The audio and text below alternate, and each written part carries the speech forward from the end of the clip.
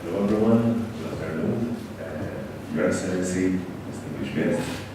CSR, I believe it's a question of being present in the communities, of sharing your values, what you stand for in the communities, of making your presence felt in the communities. It's not just a question of being there, but it's also a question of showing that you are there. It's also a question of building something, building up a story, showing to the society that there is hope, that there is indeed a way forward if one believes in his values, one believes that there are some ideals which you have to stand up for. I believe that, having said that, all the aspects of the subject that we are talking about are essential for integration. If one looks at our society is alive, and it's an ever-changing society in the sense that we as a nation are gradually but continuously changing. And I believe that in this particular process, which can be stopped, it can never be stopped. For example, NGOs play a very important role. I'm fortunate enough to be able to work on a daily basis with NGOs, and I must say that I'm very satisfied with the level of commitment shown by the NGOs in various aspects of our society. And this level of commitment shows that indeed, when one applies himself in order to promote particular value, that at the end of the day gives the desired result. I had the opportunity to listen carefully to the previous speakers, and one of the issues which was mentioned was indeed the visibility of such initiatives. And I believe that as politicians, we are bound to provide the appropriate platform to our NGOs in order to be able to show the good work that is being done. One of the most important things to state is that we are fortunate enough to live in a country where there are many volunteers. So this particular aspect of our society is still alive and kicking. And we must ensure that we continue to structure it, to develop it, and put the appropriate tools to our volunteers in order to work within the various aspects of our society. In this sense, I believe that the recent legislation passed from Parliament, where I must say that it was also collaboration from the opposition, and that is a very important fact, ensures that our voluntary sector continues to develop in an independent manner. One of the most important and significant changes in the law, amendments in the law, is that till yesterday, because it was published in the Government Gazette yesterday, the responsible politician had the power to appoint all the representatives of the NGOs on the Council for the Voluntary Sector. Today, these representatives are appointed in a democratic way. So the next council will be appointed in a democratic way from amongst the various NGOs operating in the Maltese Islands. And that is a significant sign that indeed we are ensuring the independence of this particular sector. What's the title? 5 minutes. 5 minutes, okay. Because the politicians tend to start speaking and talking. Having said that, we need to ensure the sustainability of the sector. I mean, there are various schemes and initiatives which are already helping this particular sector. But I believe that although good work is being done, we must enforce this work. How can we do this? We can do this by working hand in hand with all those involved, even the corporate businesses.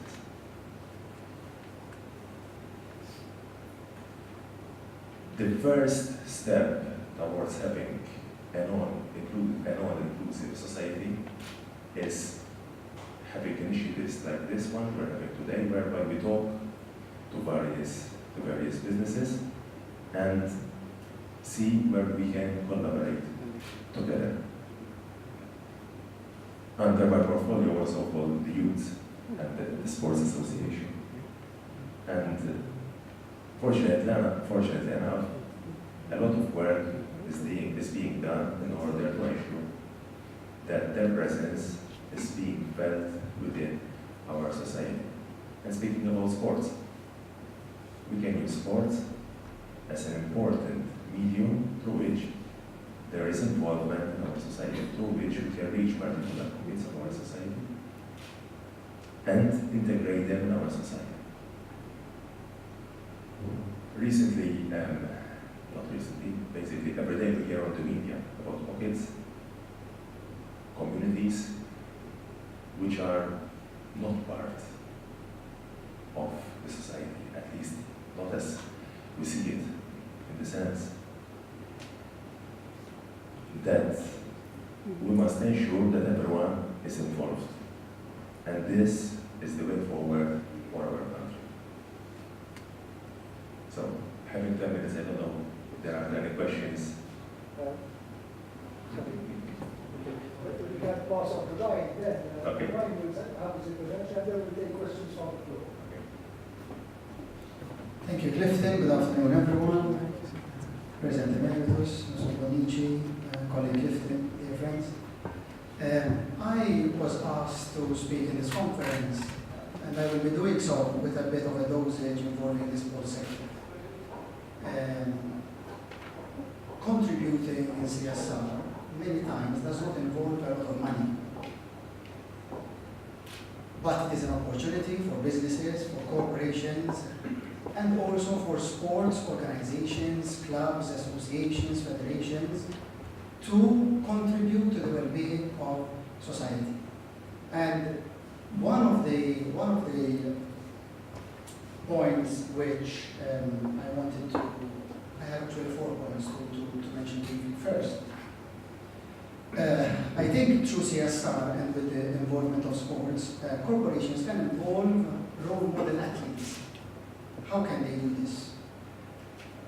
Businesses do their marketing campaigns, they get a role model, maybe it's a fashion model, but sometimes, actually very few times, there is the involvement of a sports athlete. And I think in the selection of having a sports athlete, it is important that the person which is chosen is a person which has good conduct in the sports discipline which he is or she is involved. Why is this important? Because I feel as a community we are duty bound to push athletes who behave themselves well on the pitch, athletes who even outside of the pitch are of a good moral character.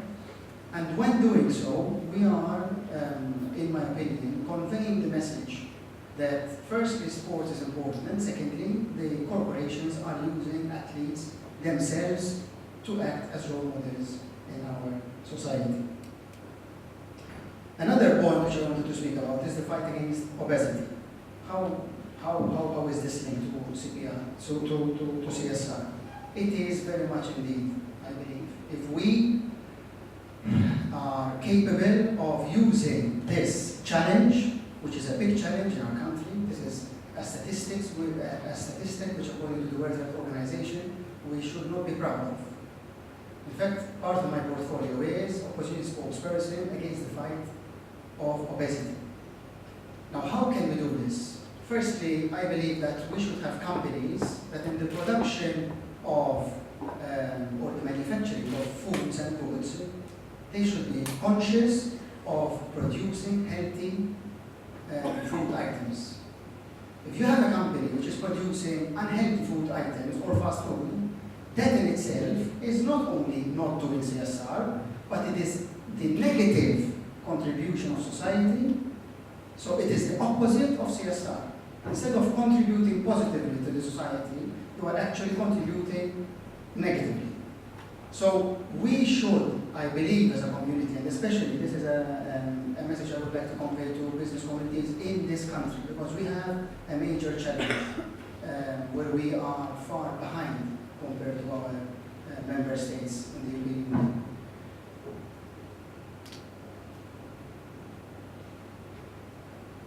It's not only about the production of goods, but let's bring the employees in the picture.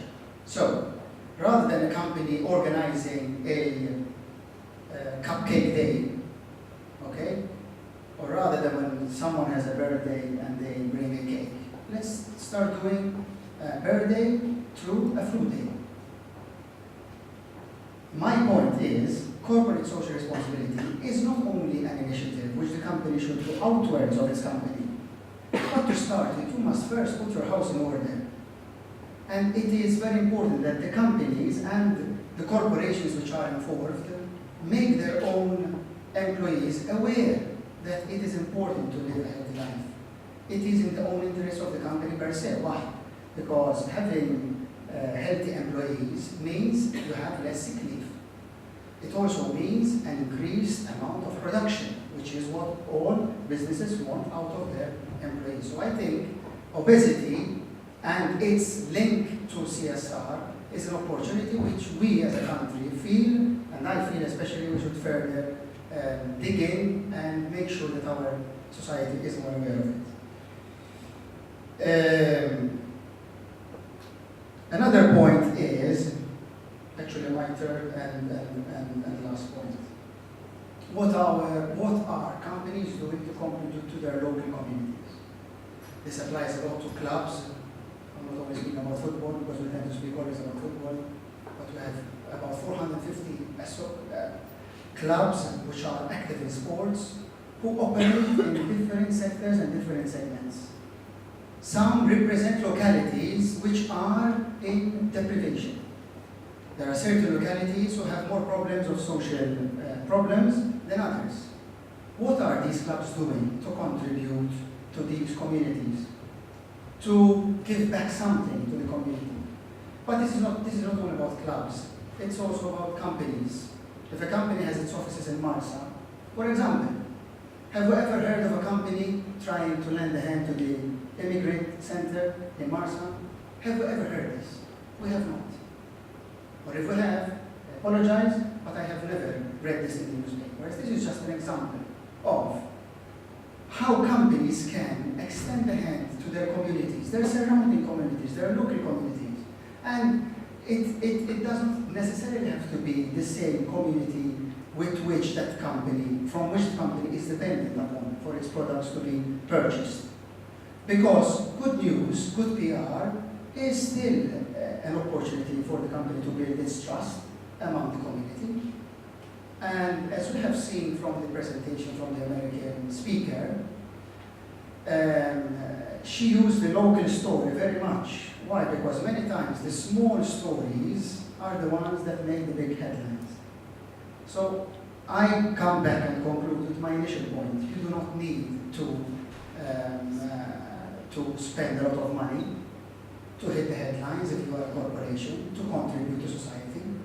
One other example, it is perhaps easy to give money to sponsor activities and consider yourself to be a champion of CSR, but I would be more happy if you would use that money or sustain it through the involvement of your own employees. Last Sunday we were at the President's Funeral. Okay, I'm happy to see companies supporting financially, but I was even happier to see the employees of that company walking together with us side by side, wearing the t-shirt of their company and be there. Because they are also, firstly, being part of the initiative, and secondly, they are doing physical activity which helps them to integrate better in society. Thank you very much.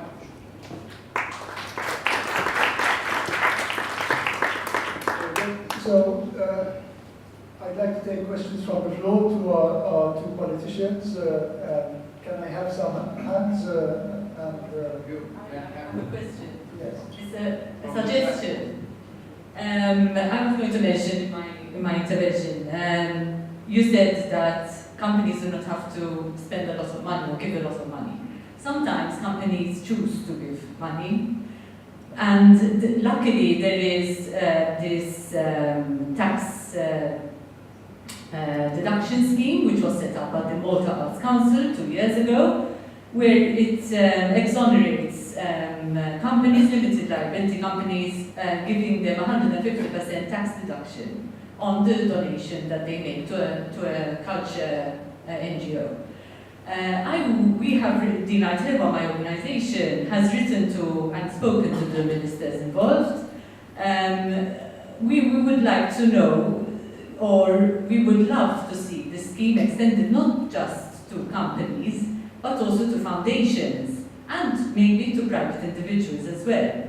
And very often we're finding that nowadays companies are actually forming foundations, and it is from the foundation that the CSR is launched. So, this is sort of defeating itself in a way.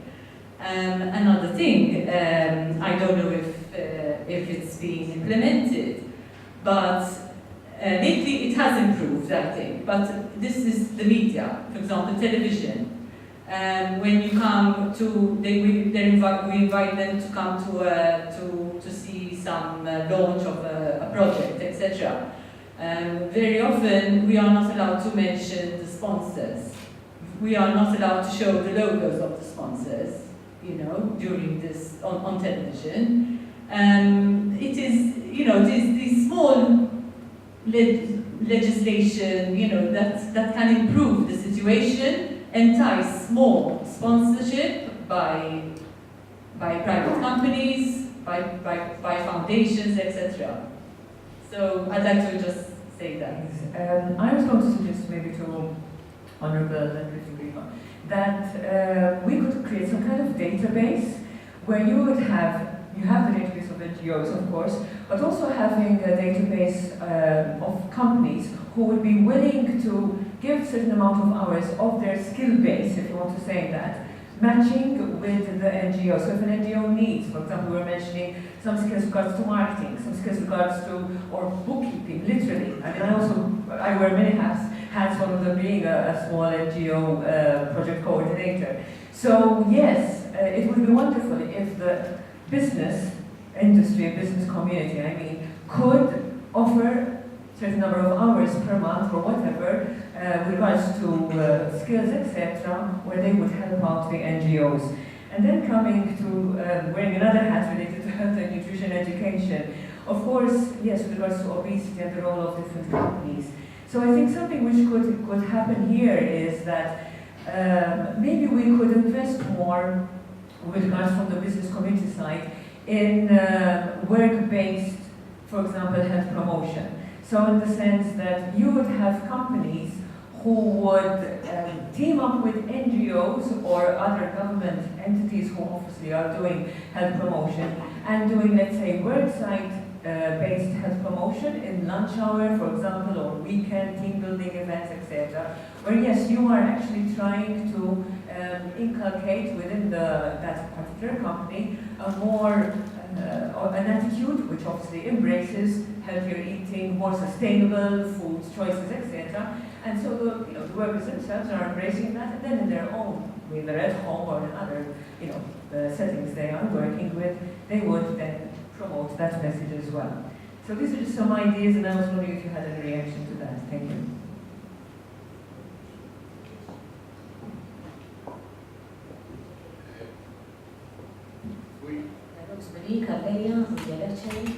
I was just wanted to give a suggestion. When I'm abroad, I notice you mentioned obesity. I go a lot to Iceland. In Iceland, children and young people go in the weekend at school, not to study, but to play, because schools are open. Every government entity is open and free, so they can use the gym, they can swim for free, everybody, not just children, everyone. And I think that creates a healthier lifestyle.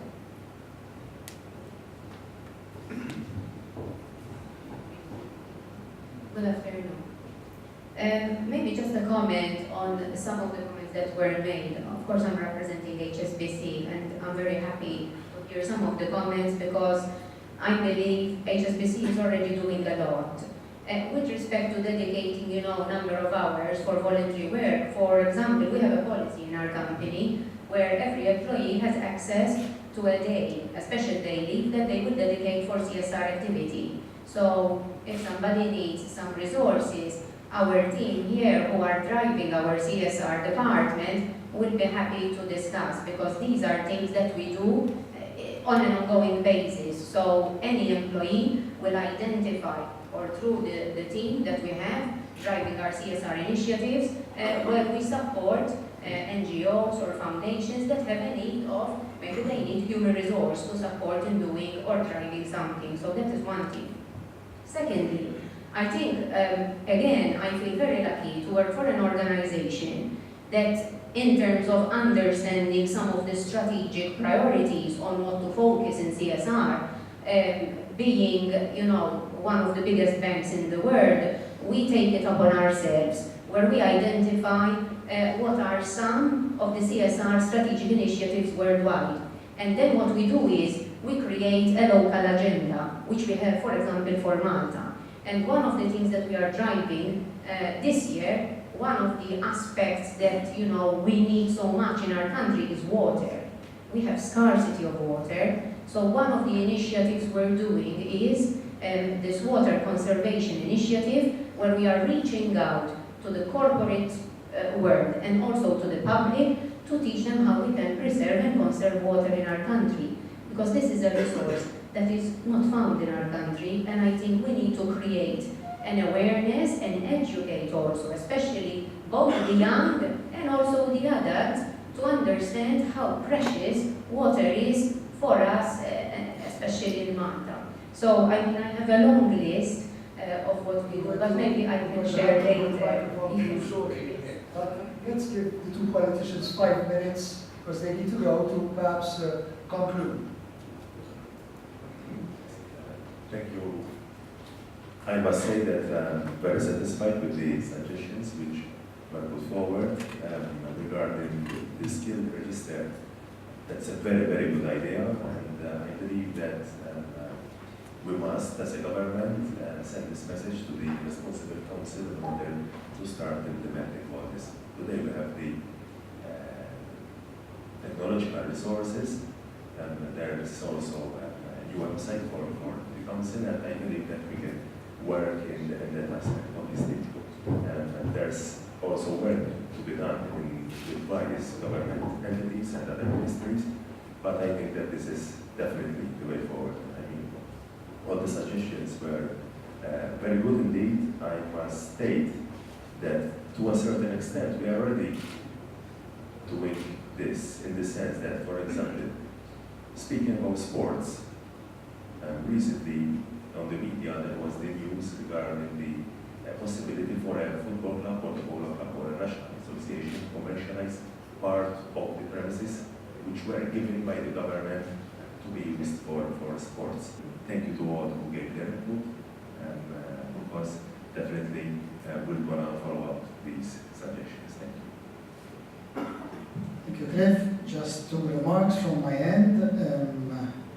The point about priorities, I welcome it so much. I welcome it a lot because we are a small country and we shouldn't kind of diverse our efforts, which it's true that the small part is the sum of the whole, but we have certain deficiencies which, if are given a priority by a lot of corporations, we would be in a better position to address them, such as the case which you've mentioned on the water scarcity. So yes, that is a very good idea. And actually, one of my points, and I didn't mention it, even having the businesses joining our forces together. We have a large community of SMEs in Malta, and many of them do not have a lot of employees simply because they are SMEs. And as such, their economies of scale do not permit large events as much as big corporations would. So it even makes more sense to have these small SMEs join forces together, even perhaps in one particular sector which is of their common interest, which together their effort can then have a greater impact in the society.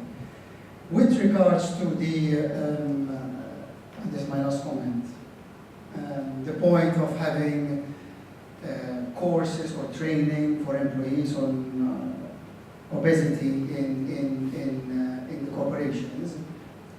I have a suggestion also here. There is Dr. Shani Gauchi, who I know, and I know that her department is hardworking in the sector. Perhaps we can have the Department of Health visiting the number, or as much as possible, the companies involved to raise awareness.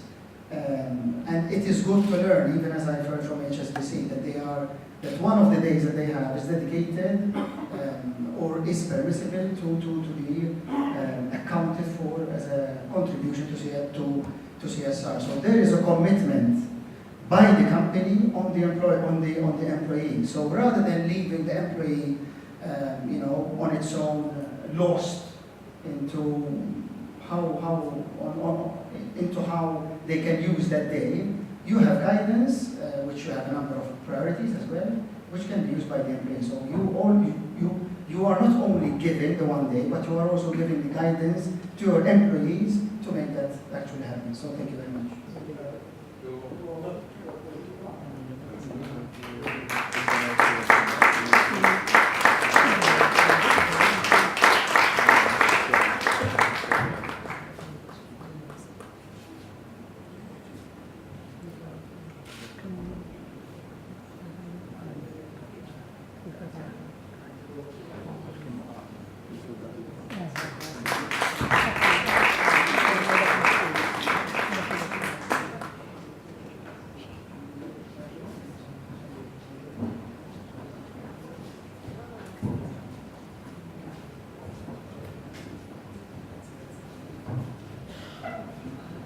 Okay, I don't know if you want to come on this side, perhaps.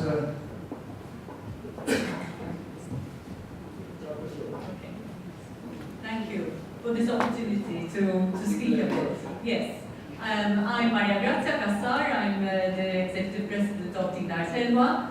I hope that everyone knows what PANEL1 represents. If not, we are a heritage organization, mainly. We do have two employees, 2.5, we say, and we couldn't do without them, honestly. But we need more help. But anyway, I'm not here to complain because it's a very positive atmosphere. This conference is giving a lot of positive messages, and I would like to share some of the practical things about operating with CSR. So, as I said, it's a voluntary organization, and actually volunteering, CSR is a almost natural progression, from volunteering. So, when we first started, we identified sites which were in decay, which were threatened with loss. They were going to be lost. We went in. Very often we found people, companies who were ready to fork out money to build, to help restore these sites. So there we had the monetary granting of sponsorship.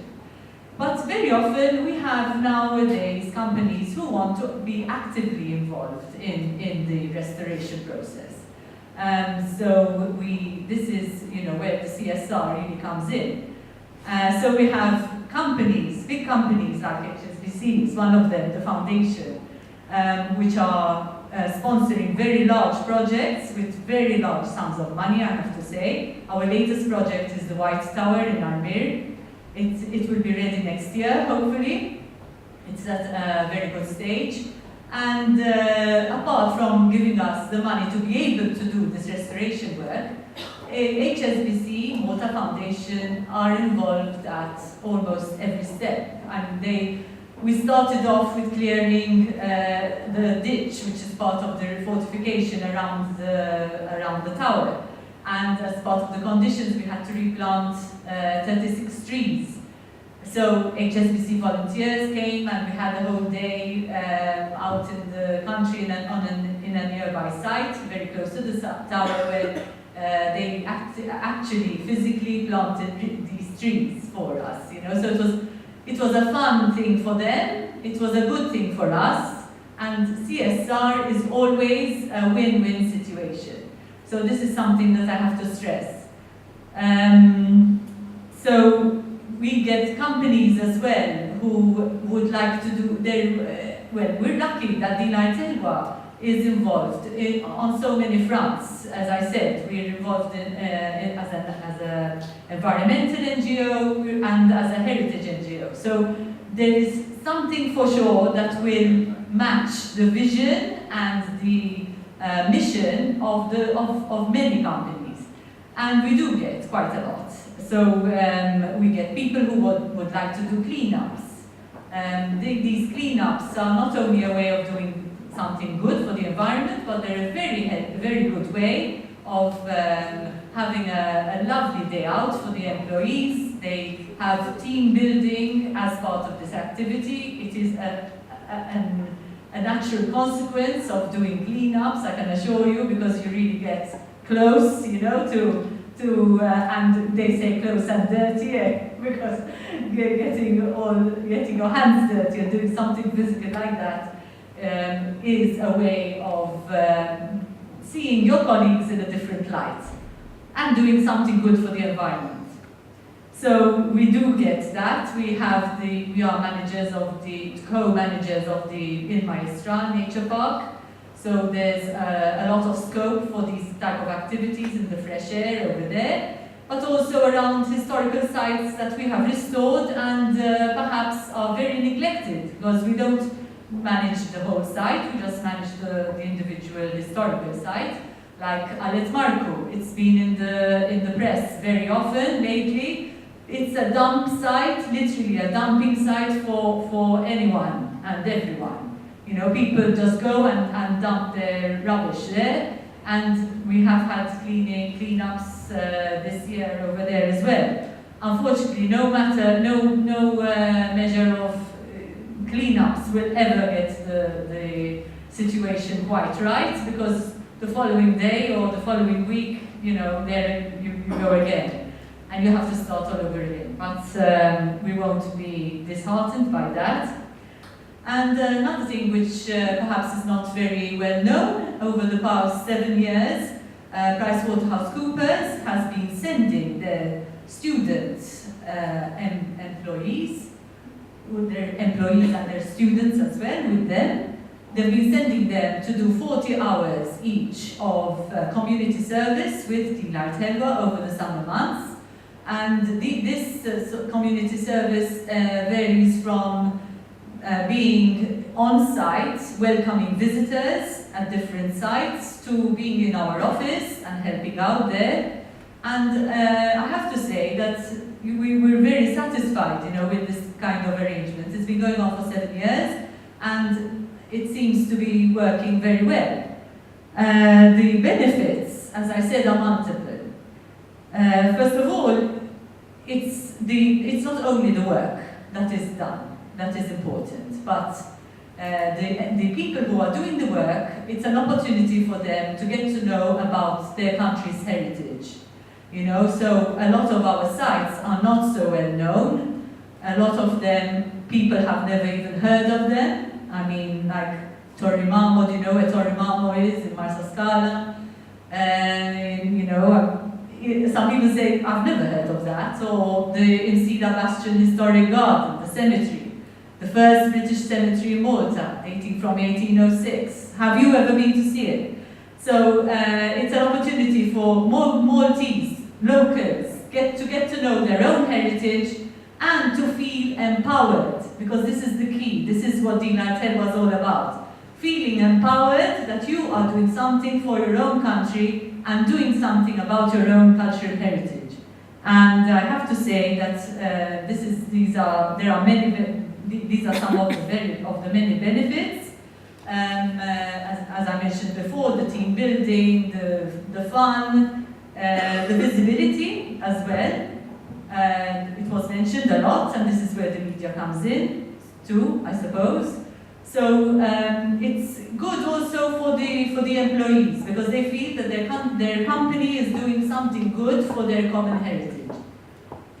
So what are the challenges? The challenges for an organization like Dinatel, which is big but run on very frugally on a very small budget with very small full-time, with very little full-time employees.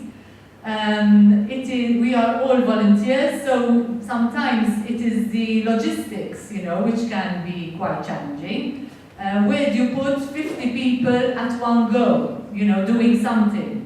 Luckily, we have the Garden of Rest, run by a very enthusiastic warden who is the head of the volunteers there, Paolo Ferelli. And where would we be without you? Because he puts everybody to work. He was an ex-army, Italian army officer. He puts everybody right to work. He knows how to organize everyone. And people look up to him, and it's really good, to see places like that coming alive with public participation as well. So the challenges, those are some of the challenges. Sometimes the challenges are natural, the weather. I've seen it was an activity organized for former HSBC employees in pouring rain, also at the garden. But they did their job, and then we went inside and had lunch. It was organized by them. It was a very nice activity. And sometimes the time frames, can also be a bit tricky, because you have to understand that we're run with volunteers, and maybe the volunteers time won't exactly fit in with what the company requires. But anyway, these are all, small details which can be overcome. So next time you feel like doing some gardening in a cemetery, please come to Dinatel.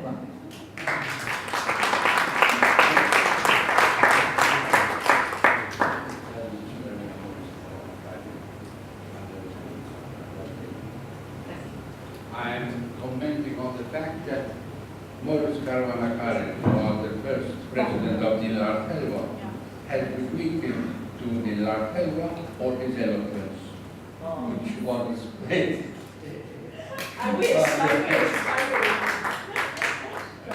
Thank you. Good afternoon. Distinguished guests, Your Excellency. So thank you for this opportunity. When I think of CSR, I remember my grandma. I grew up in a bakery. And in those days, at least in my time, I'm not that old, but it's quite some time ago, I remember people, besides buying bread, or sometimes they used to ask my grandma, "Umbat inħalsek," and my grandma used to tell them, "Don't worry, just take the bread." We used to do something which I think we lost it traditionally, but we used to open the bakery on a Sunday, because sometimes people didn't have an oven. So everybody used to bring their dish to our bakery to cook the Sunday roast. And then, I don't know if we are from Borneo. So he knows very well. I know my grandmother. So maybe you remember, they used to give you that metallic number, not healthy at all. Don't ask me if we used to wash those, because we didn't.